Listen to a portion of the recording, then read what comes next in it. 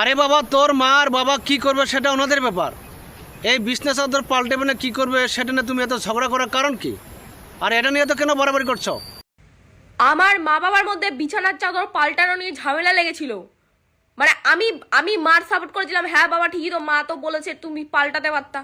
ওদের ভাই ঠিক মিটে গেছে, এখন আমাকে দোষ দিচ্ছে, তুইও তো পাল্টাতে পারতিস। কোনোদিনও বাবা মার মধ্যে ঝামেলা লাগলে কারো সাপোর্ট নেবে না।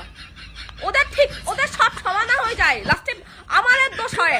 আমাকে বলছে তুই তুই তো চেঞ্জ করতে পারতিস, তুই শুনেছিলি, তার মানে তুই শুনেছিলি, তুই চেঞ্জ করিসনি কেন? আমার চেঞ্জ করিনি বলে তোমাদের মধ্যে ঝামেলা লাগলো কেন? তখনই তো তুমি বলতে পারতো যে তুই চেঞ্জ কর, তাহলে তুই বাবার সাথে ঝামেলা করলা কেন? আমি যদি আমার মার সাপোর্ট না নিই তখন বলবে এক গোষ্ঠী, এক জাত, জানোয়ারের জাত, এরকম বলবে। আর যদি মার সাপোর্ট নিই তারপর পরে